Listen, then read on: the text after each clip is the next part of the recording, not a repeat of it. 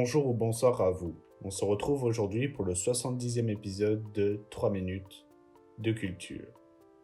En ce jour, nous parlerons psychologie, avec la théorie de l'autodétermination émise par Deci et Ryan dans la seconde moitié du XXe siècle.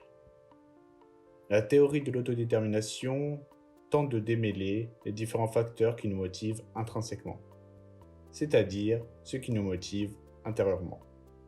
Par exemple, le fait qu'une activité procure une satisfaction en elle-même, au contraire de la motivation extrinsèque, où l'activité est poursuivie en vue d'atteindre un but externe à celle-ci, comme une récompense ou éviter une punition. L'idée de cette théorie est que nous poursuivons 3 grands buts. Nous aspirons en premier lieu à nouer des liens solides, c'est-à-dire le besoin d'estime, ne pas être seul, qui s'apparente à l'appartenance sociale.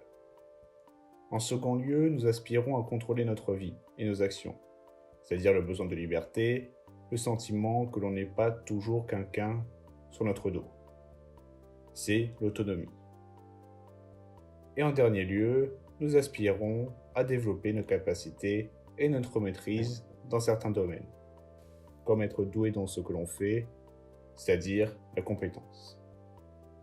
D'après cette théorie, la motivation interne est maximale quand ces 3 buts, c'est-à-dire l'appartenance sociale, l'autonomie et la compétence, nous paraissent accessibles.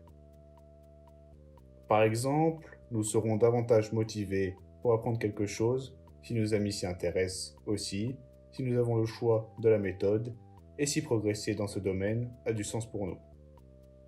Inversement, si l'un de ces 3 éléments vient à manquer, cela peut suffire à nous démotiver. Merci d'avoir regardé cette vidéo, j'espère qu'elle vous aura plu. On se retrouve très bientôt pour une nouvelle vidéo. Allez, tchuss!